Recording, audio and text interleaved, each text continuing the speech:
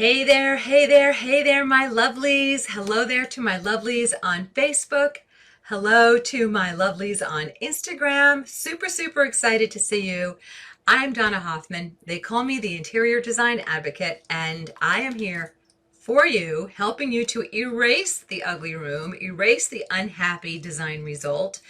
And I do that with the amazing online courses that I offer, as well as the free workshops that I offer as well. And when I'm not doing that, as if that is not a full-time thing to think about, I run a luxury interior design company here in the Philadelphia region of the United States. I think I'm having some trouble on Instagram. Looks like we're trying to reconnect. Don't know if it's reconnecting. We could do a little tap dance, a little song and dance thing until that happens. But I don't know, Katie. We're either going to be on Instagram or we're not today. Looking like we're having some trouble. So, anywho, what are we talking about? Every Tuesday we are here at 4 p.m. Eastern, and I talk about a different lesson, and I talk about a different lesson, I teach on that topic, and then from there I go right into a Q&A on that topic. Now, sometimes I also take questions on that topic. In fact, I always take questions on that topic. Sometimes I'll take a question off topic, but if we have a lot of questions that are on topic, then I won't go off topic. So best to put in questions early and to keep them on topic. So what is today's topic? And hang on one second, you gorgeous women on Facebook. KT, do you want me to stop this and then redo it? And we're going to stop it here. Hold the phone. We're having technical problemos. In fact, I don't even know what to do here. Delete video. There it is. Delete it. We're deleting. We're pushing buttons. Pushing buttons. Are you impressed with me yet? I'm so unimpressive on this whole tech. Hey, lovelies, I want to. Oh, look at that. What's going on? Sorry. Katie, I'm just going to have you just do things. Katie is just doing things. Here we go. Anyway, so what are we talking about today?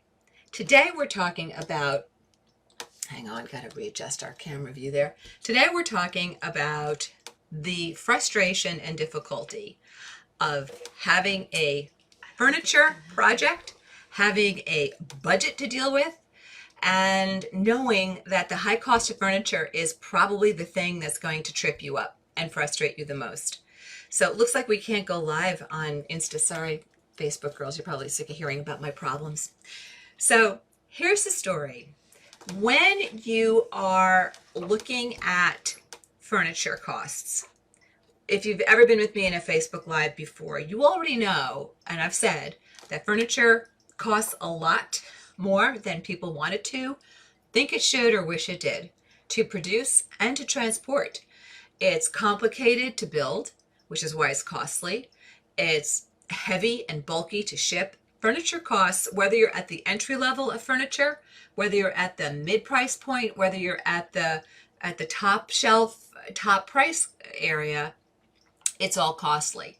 Now, the thing to know is that it's not any one piece that's going to make you loopy. It's not any one piece that's going to just completely pull you off course. It's the sum total of everything. It's everything by the time you've done the headboard and the 2 nightstands and the dresser, possibly two dressers, maybe an area rug, window coverings, you've got your rug, right? All of it starts to add up really, really fast. So I want to give you 3 tips today that, well, it's going to be a 4th tip, but really we're concentrating on 3 tips today that I'm going to be sharing with you that will help you shorthand the process if you are working on a really tight budget and you're trying to work with lowest cost resources wherever you can, as much as you can.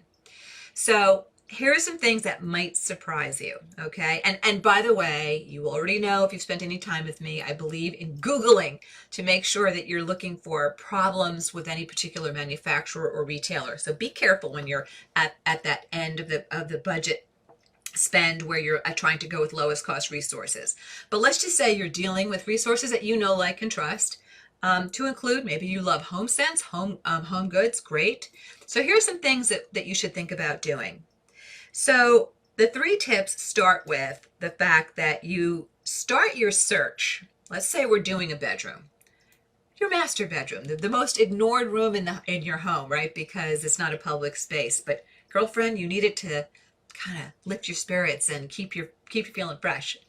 So when you're starting your project, rather than looking for the biggest piece first, or the piece that you think is going to be the most costly piece, I would love to encourage you to instead search for the wow piece first. Okay, so I'm making this up, but let's just say you want a bench at the foot of your bed, and you want it to have a lot of personality. You want it to maybe have a great color or an interesting shape. Itchy nose, see, you itch on the truth. Or you want it to have maybe a cool pattern or something like along those lines, so it's really going to pop. I want you to look for that piece first before you look for your dressers or your, I don't know, your area rug. Find that pop piece first, okay? Then, once you believe you've isolated it, and find one or two, maybe three choices that are possibilities that you think, this could really do it. Then step number 2 is to do the entire design, as in source search, for all of the other pieces that you need. But you're tracking everything back to that bling piece or that wow piece. Why? Because when your budget is pressed, finding the wow piece that will go with the other items that you have already locked in can be kind of challenging. But if you start at the budget end with your wow piece and then you back everything else in after that, it can get easier. And I'll give you an example in a sec, but hear me out. So tip number 1 is you start with that wow piece, or the piece that you think is going to be most exciting and that you really want to jump forward in the room. And then from there, you're going to look for everything else, but you're not going to buy anything. You are not going to purchase a thing. What you are going to do is you are going to print out all of the images of everything you think you might be putting in the room in this fictitious master bedroom. Printing out those images, which should have the measurements on them, right? Color images as well. By doing that, you're printing out something that in the interior design industry we call cut sheets or tear sheets. And a cut sheet or a tear sheet is something that lists everything that is relevant to the person designing the space in terms of, hang on, Katie, there's like all kinds of weirdness happening here. I'm so sorry, you guys. So sorry. I don't even know if there's anything happening. Yeah, you can try to do it again. Anyway, ladies and gentlemen, Katie Blumber. So anyway, those cut sheets, you're going to lay those out on your table, a tabletop, and you're just going to start playing and putting things together and saying, okay, this works, this doesn't work, I like these pieces together. You're going to put your room together using those cut sheets. You haven't purchased a thing. Now, you're going to make sure everything's the right size, of course, before it goes into your final thinking. But then from there, you're going to then put together your budget based upon everything you're liking. And I want you to include sales tax. I want you to include things like shipping, delivery, all of that. And okay, let's just forget it because it's not working. All right, good, because it's so distracting. This thing was kind of like flying and blinking and winking at me. Anyway, so then what you're going to do is put together your budget. And then you may have to prioritize that, hey, I can't purchase all of this at once. That's okay. Look, in an ideal world, daisies and rainbows, you'd be able to purchase everything that you want and have money left over to buy yourself a diamond tennis bracelet just to say, thank you, me, for doing this great room I just did for myself. But in the real world, there can be budget constraints. So if you at least see everything that you ideally want to put into the room, so all the decisions are made, then you can make wise choices as to what won't you purchase up front and what pieces will make the biggest difference in your space. So you might purchase half of the room, but here's the important thing. You need to know that you have to become comfortable living with a little bit of dissonance, where things are not perfectly done. It's not all done, but in your brain, you see it all where it's going, and you know that as soon as budget allows, you might add piece X, Y, or Z, maybe one at a time. It's possible if you take a super long time to do it, maybe some of the things you're looking at and keeping on hold in your brain, some of those might discontinue. It's okay. You can find a like item, a similar item, because you already have things pretty much mapped out, okay? So I want you to know that when you live with that dissonance, you have to be willing you know, dial up your patience. I remember when I had a really great opportunity for a cool piece of artwork in our living room, and it did not work with the paint color that was in there at the time, the wall color. Didn't matter to me. I knew where I was going to take that paint color probably 8 or 9 months later. But I wasn't ready to do it when this art piece just sort of kind of fell in my lap at a great, great price. So I want you to, so when my kids and husband would look at me and say, you know, what are you doing? That piece of art over that sofa looks weird on that wall color. And I'd say, yup, it does. But when the wall color goes to this color, that's going to be spectacular. And now it's a showstopper in the room. So I want you to know it's okay to be in process, to be en route with things in your home. Because I roll back to the beginning. Furniture costs, once you add item after item after item, it really starts to add up. I'm working on a proposal right now for a terrific mom and daughter team, and they have a substantial budget, but their scope of work is even bigger.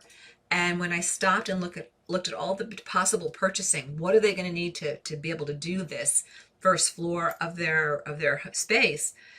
It was a significant number.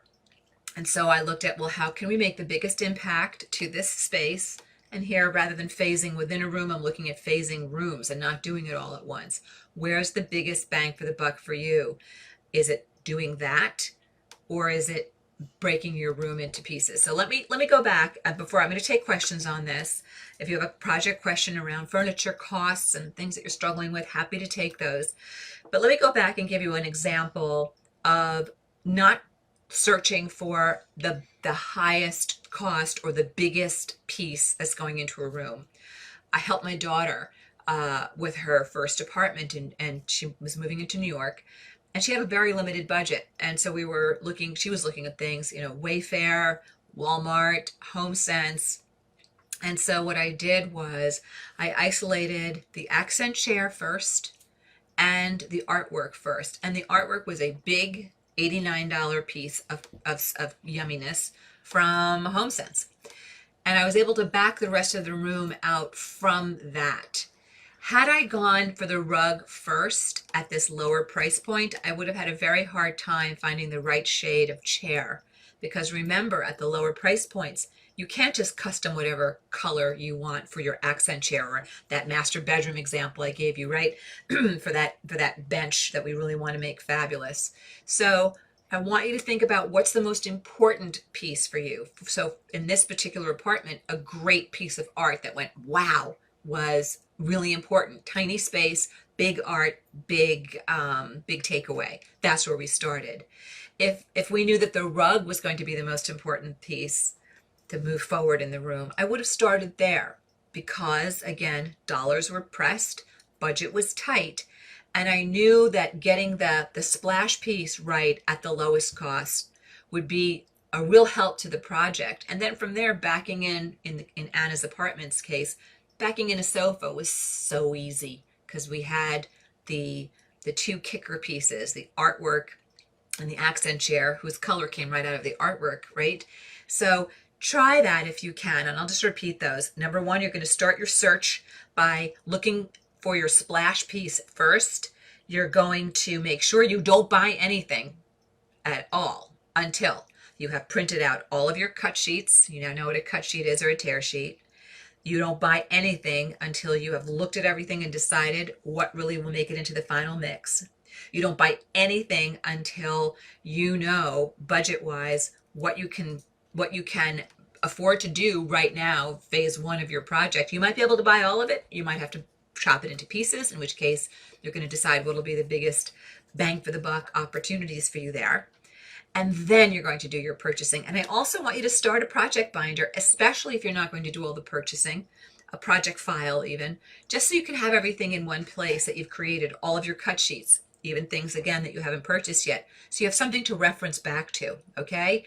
And then the last piece that's so important when you are working on a tight budget, and when you are working on a massive budget, and when you're working on every budget in between, that, my lovelies, is design strategy. And you've heard me talk about this before, but wisdom and truth bear repeating. Design strategy is what to do, how to do it, when to do it and why to do it. And if you don't know how to design your new XYZ room from scratch or 80% forward, maybe you have a couple of items you're going to use, but 80% of the room is going to change. If you don't know how to confidently do that, woe to you, because it is so easy to blow dollars, waste money, run money through the paper shredder, making one bad decision after the other. So if you would love to get your hands on amazing strategy, you have got to check out my online course, Decorating Genius System, 7 Simple Steps to Great Rooms. I'm telling you, women love this course because it works.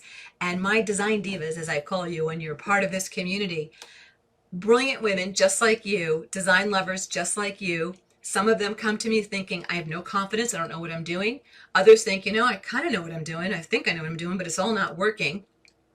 This course meets you where you are and makes the needle move for you, so amazing things happen. And you have a private Facebook group as well, where you can have this super supportive community, everybody speaking the same language, posting pictures about questions and challenges and getting opinions from the group as well. So I posted a link for you so you can check that out. And if you like that, don't be afraid to head over to the blog and look for a current 20% off coupon that will help, speaking of budget, help take the course cost down for you as well. Alrighty, so I'm sorry we don't have anybody on Insta today. We couldn't go live, so Katie is going to post something saying, sorry, Insta tech problems. We don't know what those tech problems were, but then we never do.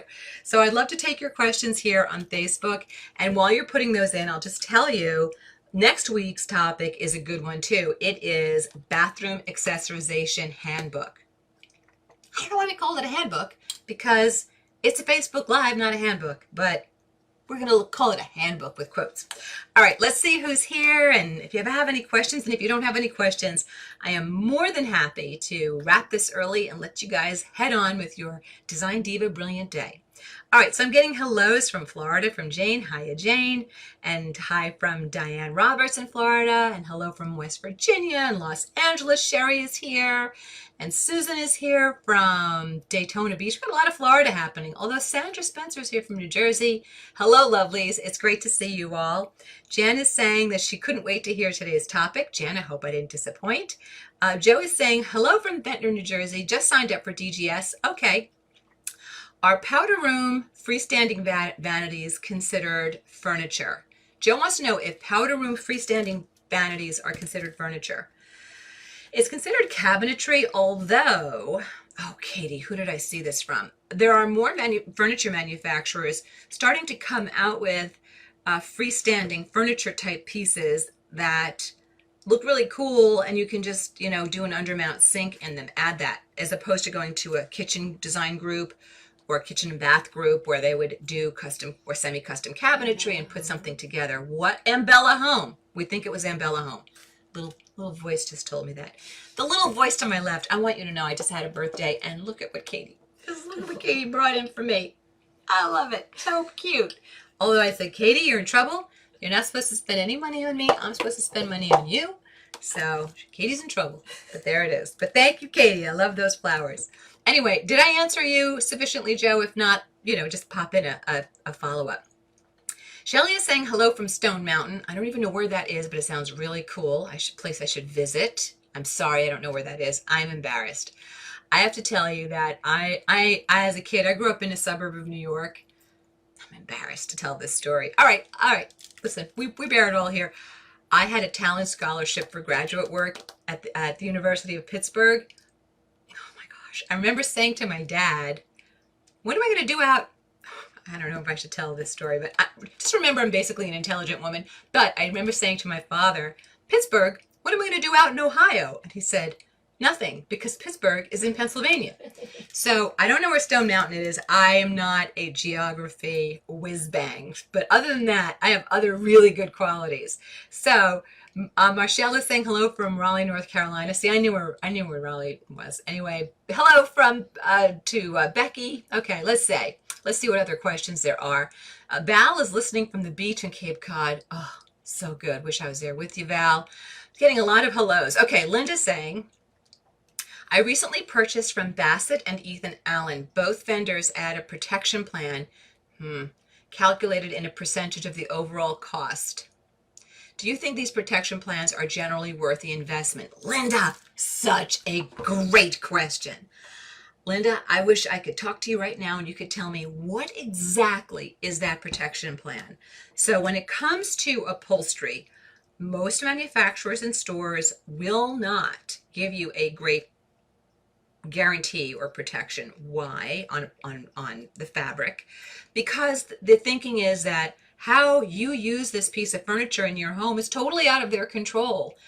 We have had clients come to us after the fact with problems like something misfired, only to learn from the beautiful little 8-year-old child that's in the home saying, well, our babysitter did that with her shoe buckle. So I would want to know, what exactly is this guarantee or protection plan, Linda? And you want to find out, is it on the frame? A lot of manufacturers will give you a protection on the frame, but not the fabric of a sofa or chair, or the frame and not the cushions. So I would find out, what is that protection? Then on case goods, on wood furniture, wood is soft, guys. My clients are always shocked by this when I say wood is soft. If you start to rub dust around with a dust rag over time on your dining room table, you're going to see these little micro scratches. And certainly if you're sliding, serving pieces back and forth, I say to my own family, like, stop sliding the salad bowl across the table, lift it up. So wood doesn't want to have anything scraping it, scratching it. So what exactly are they guaranteeing? Is it that the drawers will continue to open and close? All right. But is it about the finish? Is it about, what if a veneer starts to lift and pop? So Linda, there's a lot more I'd love for you to ask. And you are, I know you're in my private Facebook groups, one of them at least, I think for Decorating Genius Systems. So Linda, you can post what is in that agreement, but just do bullet points, because you know me and long posts. And I'll be able to weigh in more wisely, more specifically, but hopefully that helps you and everybody else listening. Great question. Jamie is saying, for balancing lower cost accent pieces, how do we manage product color selection online? We cannot touch it, feel it, or see it when we're purchasing online, and colors and finishes are never accurate when we see products on the web. You are so right, Jamie. You are so right. I think that, first of all, I think it's worth paying the extra few dollars to have things, swatches sent to you if they will swatch. And if they won't, I hate to say this, you might be better off spending a little more to be able to control the color and see it live somewhere.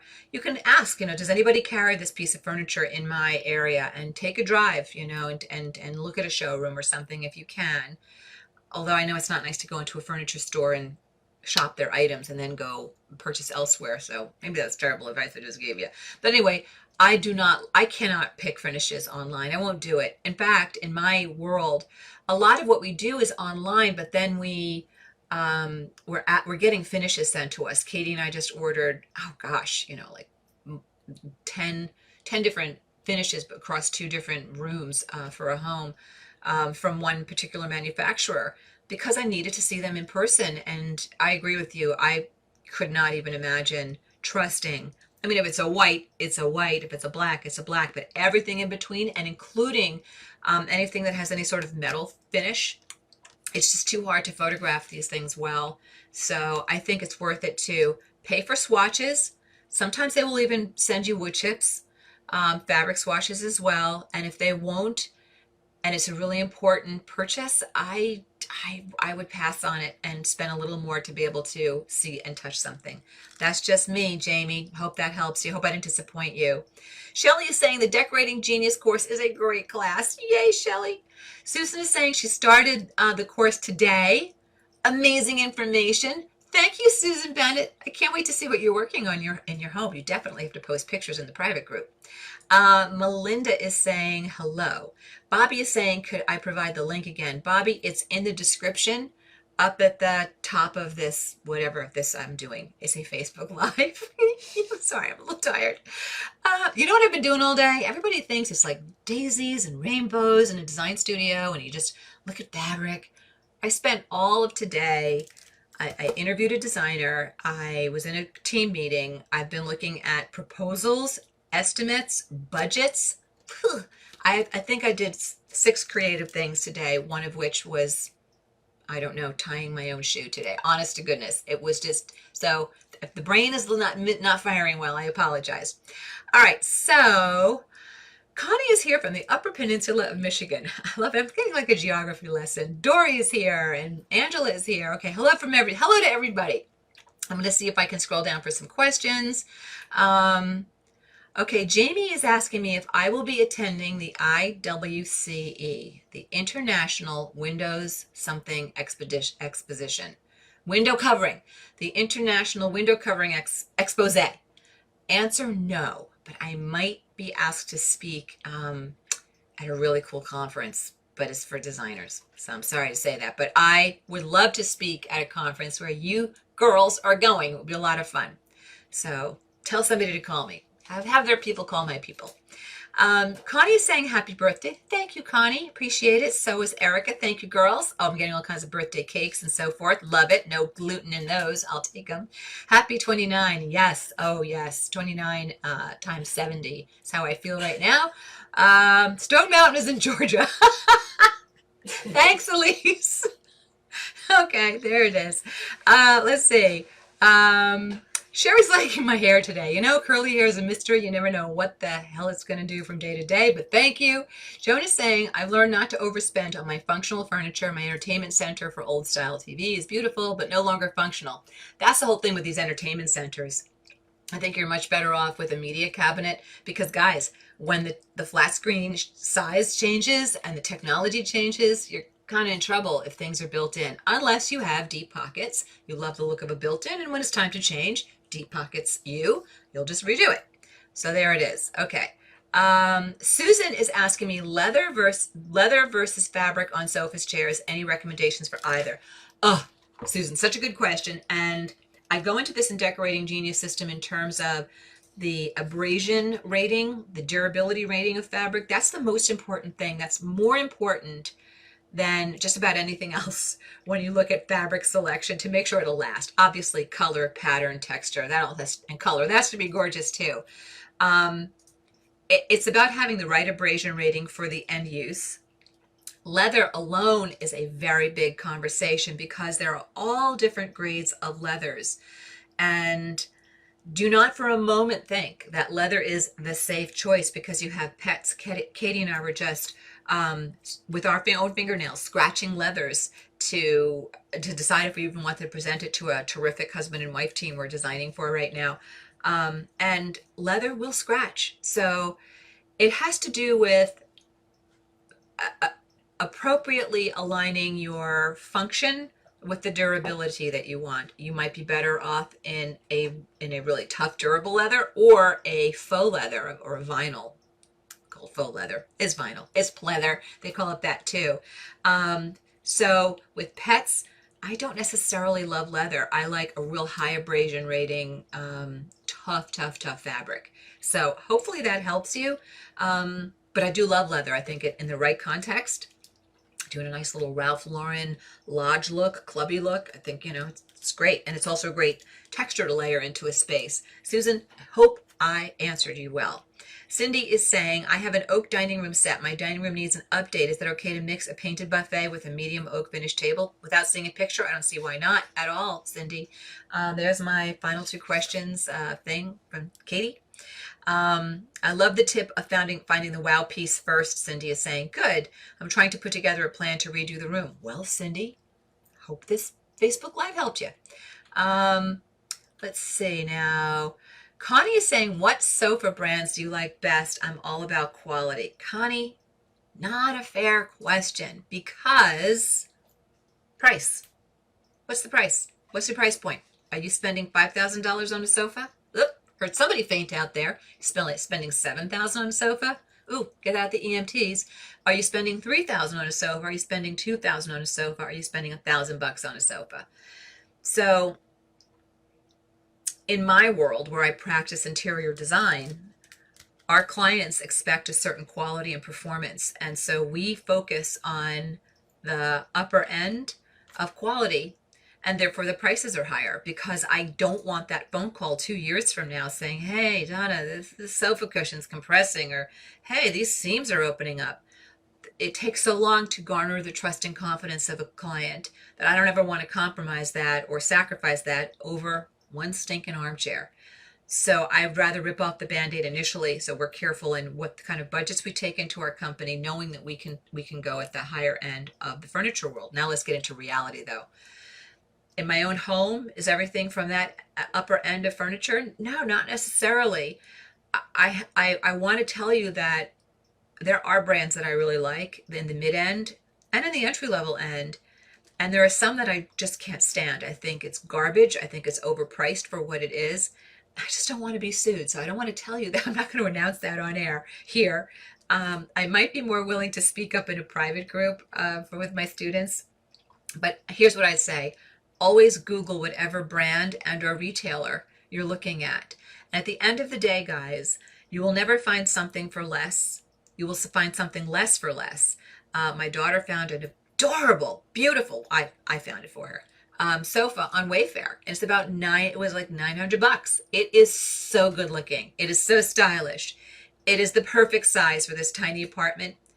It sits like a dining room chair. It is such an upright, tight sit. It is not a comfy, cozy, deep sit. And I have no idea how well this thing is going to hold up. I don't have high hopes for it. So in the furniture world, unfortunately, you get what you pay for. Do I think everything has to be top shelf? No. I would try to put your dollars into the piece that's going to take the roughest, toughest wear. That means the dresser drawers that are going to be opened all the time. Yeah, I put the money there and back out the dollars on the bench that's not going to be sat on a lot. In your living room or great room or family room, I put as much of the dollars into the best quality sofa that you can afford, and I back the dollars and quality out on, your side table or your coffee table, even your accent chairs. Does that make sense? So it's like a high-low mix, looking at what's going to take the toughest wear. But let me tell you something. The furniture world, it's a bitch. Are you allowed to say that on Facebook Live? I just did. Whoop, beep. It's a beep. It is. I'm getting crazy. Getting jiggy. It is, because, as I said at the start of this Facebook Live, furniture is so much more expensive than anybody wants it to be, wishes it was, or thinks it should be. But it's complicated to build. It's complicated to ship. And even, there it is. It's complicated to ship. And then things get damaged and they have to be redone. And it's a mess. But if you're wise, you know strategy, and you also know how to control your budget, you can do it. You can beat the system. All right, Deborah is saying hello from Yardley, a new resident. I love it. Welcome. I love it here in Yardley. She's been trying to furnish a new apartment since COVID-19. Curious, are there any furniture items you won't buy online? Yeah, I don't like buying sofas online. I'll do accent chairs, but I would be more, because you don't sit in them as much. But a sofa, I think, is nice to sit on if you can. And Deborah's saying she's learned some painful lessons. Jill is saying, will I be doing a live webinar on flooring trends and aging in place design that doesn't look like a hospital? Oh, that's so cute, Jill. You mean a Facebook Live? These are not really workshops. This is sort of like a fireside chat. We have these all on our YouTube channel. So if you miss one, you can always find it, and I'll just find us at the Interior Design Advocate on YouTube. But somebody said, I'm so visual. I wish you'd post visuals. I'll say this again then. In my online courses, it's very visual. You don't even see me. You always see my screen and what I want you to look at as I'm teaching. In my online workshops, other than me saying hello at the end and so long hello at the beginning and so long at the end, you don't see me either, because I want you to see my screen. These Facebook Lives are a different animal for us. This is our way to come out and connect with you and talk to you every week. It's like a fireside chat. I can take your questions real time. But you're right. If you need visuals, I don't do them here. Why? Because when I write my courses, those are thousands and thousands of man hours to get those together for you perfectly. When I do my free workshops, hundreds and hundreds and hundreds of man hours to get those together perfectly the way I want them, so there's meaty takeaway for you. And at the end of my free workshops, I do talk about my courses, because my courses are that good and they're the solution that so many women need. But here in these Facebook Lives, I don't beyond the fact that we're very careful in planning a calendar that we think is very important to help you with, we are not putting in the man hours to put together all of the visuals that are needed for these lessons. I feel that I do enough of that in my free workshops that we don't do it here. So if you're asking me and tell me, Jill, if this is what you're asking, because we can look to doing it. Are you looking for a webinar on flooring trends? And aging in place is a fairly advanced thing that I would only teach to people after they've already gone through my Decorating Genius course. You have to know how to design a room first before you can go into these little specialty areas. So there it is. I wish I had a shorter answer for you. Sorry about that. Last question. Here we go. Joan is saying she needs Decorating Genius course before she moves and starts buying furniture. Yes, yes, times yes, yes. And then I think the last question here is Monica saying, what do you do about china cabinets? Yeah, they seem to have run their course. That they can they be repurposed or being made to bridge the gap until the new pieces are more accessible? Okay, Monica, here are some things you can do with that china cabinet. You can paint it a really cool color, or you can see if you can take the top off. Sometimes those they often come in as two pieces, and you can just have a sideboard without the top and then do some really cool art above. Hopefully those two ideas can really help you. As I'm telling you what we're going to be doing next time, I just want to remind you, if you're not following us on Instagram, oh my gosh, you are missing the party at decorating.genius, to find us on Instagram. If you want to know what we're doing at our design studio, and I keep saying I'm going to do it, but I'm doing it. This is one of my birthday resolutions. I'm going to get on camera, which I don't like doing. I'm going to start taking you guys into the design studio more and into, project work that we're doing. And if you missed any portion of this Facebook Live, you can always find us on YouTube. You can always find us at the Design Advocate. And Joe is saying, where are our workshops? Where are the workshops? They're online. I should have an answer for this. Instagram link in bio. Instagram link in bio. Go to my Instagram at IDH Designs. Okay. No, that's wrong. That's wrong, Joan. Go to @decorating.genius. Go to @decorating.genius, and you will find the link in the bio. Says the little bird sitting to my left. All right, girlfriends, listen. I'm gonna bolt because I'm exhausted, and so is Katie. We've got some other things to do before we end our day. Bathroom accessory handbook. Well, handbook. That's what we're doing next time. Sorry if you were looking for us on Instagram. Somehow Insta just kind of kablittered on us, so hopefully it'll work next time. All right, big hugs to everybody. Love you guys. Love being here with you, and so good to be of support. Okay, bye. See you next time. Hi, this is Donna. Thanks so much for watching. And if you like this video, please hit the like button and comment below so I know what you think. And don't forget to subscribe to the Interior Design Advocates channel so you don't miss any of our great content.